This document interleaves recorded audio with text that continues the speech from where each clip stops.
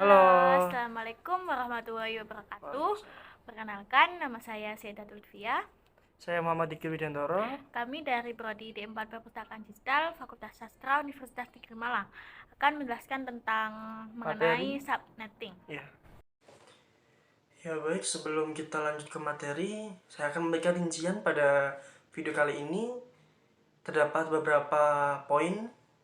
Yang pertama tentang pengertian subnetting, yang kedua tujuan pada subnetting, yang ketiga fungsi terkait subnetting, yang keempat tutorial cara subnetting, yang kelima pengertian IP host, yang keenam IP broadcast, yang ketujuh IP network, yang kedelapan tentang IP, yang kesembilan menjelaskan pengertian tentang subnet mask, dan yang ke-10 menjelaskan terkait perhitungan subnetting. Dan itu saja yang bisa saya sampaikan pada preview kali ini. Cekidot. Oke, di sini saya akan menjelaskan tentang pengertian dari subnetting. Subnetting adalah teknik yang digunakan untuk memecahkan jaringan menjadi beberapa subjaringan yang lebih kecil. Teknik subnetting biasanya digunakan untuk memudahkan pengelola jaringan, seperti sistem dan network administrator dalam bekerja. Subnetting juga bisa membantu meningkatkan kinerja dan keamanan jaringan. Sayangnya, subnetting mengambil beberapa perencanaan dan dapat memakan waktu ketika menjalani prosesnya. Selanjutnya yakni tentang tujuan dari subnetting. Teknik subnetting dapat memudahkan seorang network administrator dalam mengamankan jaringan. Selain itu, ada beberapa tujuan lain dari teknik subnetting ini yang perlu diketahui. Yang pertama, untuk mengefisienkan pengalamatan. Yang kedua, membagi satu kelas network. Ada sejumlah subnetwork dengan arti membagi suatu kelas jaringan menjadi bagian-bagian yang lebih kecil. Yang ketiga, menempatkan suatu host apakah berada dalam satu jaringan atau tidak. Yang keempat, untuk mengatasi masalah perbedaan hardware dengan topologi fisik jaringan. Yang kelima, untuk mengefisienkan alokasi IP address dalam sebuah jaringan supaya bisa memaksimalkan penggunaan IP address. Yang selanjutnya, mengatasi masalah perbedaan hardware dan media fisik yang digunakan dalam suatu network, karena router IP hanya dapat mengintegrasikan berbagai network dengan media fisik yang berbeda jika setiap network memiliki address yang unik. Dan yang terakhir, meningkatkan security dan mengurangi terjadinya kongesti akibat terlalu banyaknya host dalam suatu network. Fungsi subnetting diantaranya ada 4. Yang pertama, mengefisienkan alamat IP, mengurangi trafik jaringan, menjaga keamanan jaringan, mengoptimalkan kinerja dan kecepatan bagian jaringan. Fungsi subnetting yang pertama, mengefisienkan alamat IP. Yang dimaksud mengefisienkan yaitu penghematan alamat IP address yang terbatas agar tetap lebih efisien. Untuk bagian yang kedua pada fungsi subnetting, mengurangi trafik jaringan, di sini bermaksud membantu mengurangi beban jaringan dari lalu lintas rute yang lebih efisien. Pada bagian meningkatkan keamanan jaringan, di sini bermaksud memisahkan jaringan menjadi subnet supaya mengontrol aliran lalu lintas menggunakan ACL untuk mengidentifikasi ancaman. Untuk bagian yang keempat, mengoptimalkan kinerja dan kecepatan jaringan, di sini yang dimaksud yaitu kinerja jaringan di situ memiliki sebuah organisasi yang memiliki ribuan host device, yang mana semua device tersebut di dalam network ada yang sama akan memperlambat network tersebut. Cara subnetting secara garis besar ada 3, yaitu ketahui jumlah network address atau network ID yang dibutuhkan. Yang kedua, jumlah IP address atau host ID yang dibutuhkan setiap subnet. Dan yang ketiga yaitu tentukan network keseluruhan subnet dan range IP tiap subnet. Pada cara subnetting yang pertama, ketahui jumlah network address atau network ID yang dibutuhkan. Di sini satu untuk setiap subnet LAN, dan yang kedua satu untuk setiap subnet WAN.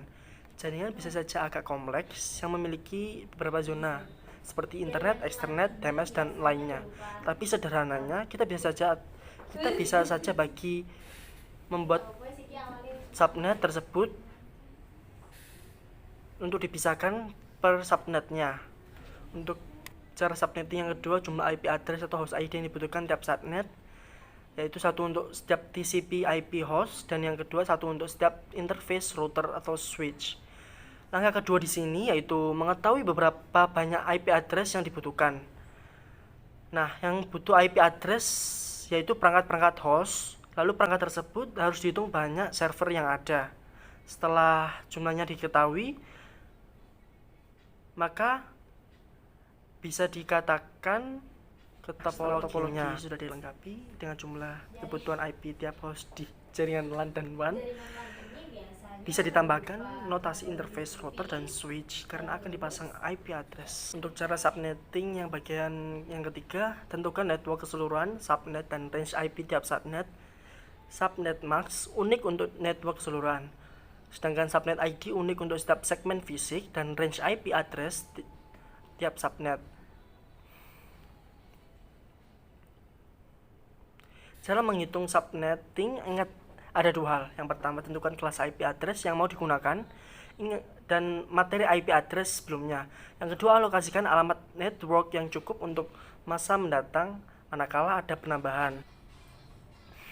Pengertian IP host. IP adalah singkatan dari Internet Protocol, dan pengertian IP host atau IP address di sini yaitu alamat yang mengidentifikasi segala hal yang ada kaitannya dengan jaringan, baik jaringan internet maupun jaringan lokal. Fungsi IP address adalah memudahkan proses komunikasi dalam jaringan. IP broadcast adalah alamat IP yang digunakan untuk menyampaikan informasi ke semua host yang ada pada suatu jaringan. Jika diartikan secara bahasa, broadcast berarti disiarkan. Jika suatu message disiarkan melalui alamat ini, maka semua host yang ada pada jaringan akan menerima message tersebut. Dengan konsep ini, satu host pada suatu jaringan akan dapat berkomunikasi dengan host lain, walaupun sebelumnya dia tidak tahu host yang akan diajak berkomunikasi. Pengertian IP network di sini yaitu pengelompokan suatu jaringan dengan batasan yang dibuat dan didefinisikan oleh router. Ya, di sini akan menjelaskan tentang IP yang pembagiannya mulai dari kelas A sampai dengan kelas E dengan IP versi 4. Untuk yang kelas A dalam hitungan desimal itu dimulai dari angka 1 sampai angka 126 dan pinternya dimulai dari 0 sampai ke 8. Untuk penggunaannya itu untuk jaringan komputer berskala besar. Untuk yang kelas B itu desimalnya dimulai dari angka 128 sampai 191 dan pinternya itu dari angka 10, dan penggunaannya untuk jaringan komputer berskala menengah sampai skala besar. Untuk yang kelas C, desimalnya dimulai dari angka 192 sampai 223. Untuk pinternya itu 110. Dan selanjutnya, ini penggunaannya untuk jaringan komputer berskala kecil. Selanjutnya, untuk yang kelas D itu desimalnya dimulai dari angka 224 sampai angka 239. Dan pinternya 1110. Penggunaannya untuk alamat multicast. Dan yang terakhir untuk kelas E ini dari desimalnya dimulai angka 240 sampai 255 dan pinternya dari angka 1111. Untuk penggunaannya untuk alamat percobaan atau eksperimen.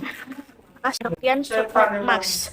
Subnet max digunakan untuk membaca bagaimana kita membagi jalan dan gang atau membagi network dan hostnya. Address mana saja yang berfungsi sebagai subnet, maka yang host dan yang mana yang broadcast. Semua itu bisa kita ketahui dari subnet max-nya.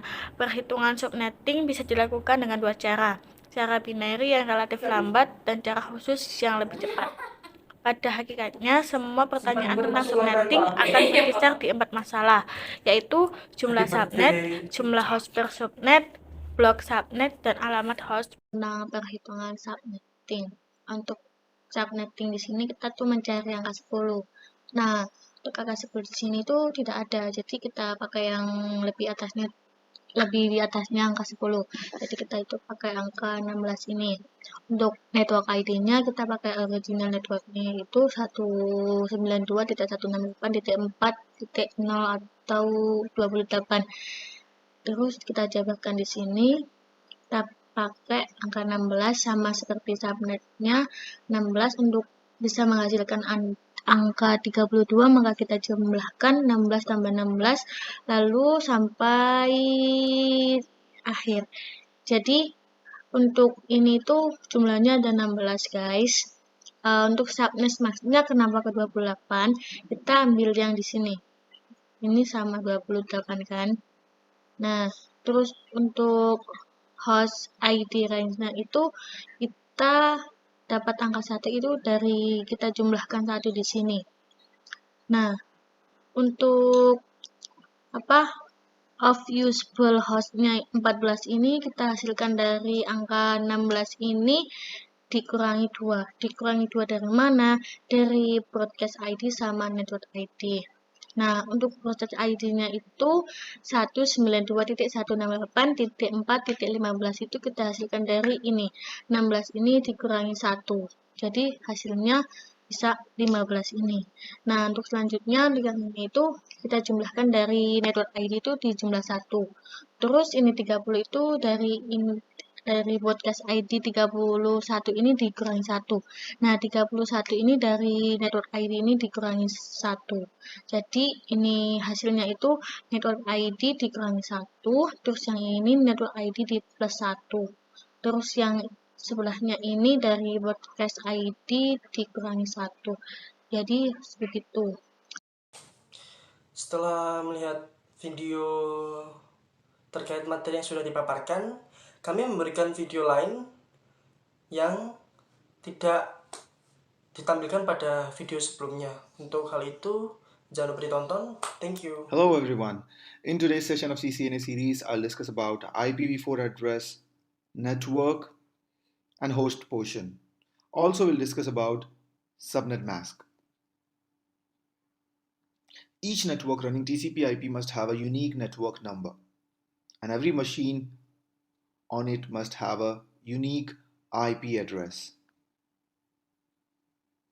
The bytes of IP addresses are further classified into two parts: the network part and the host part.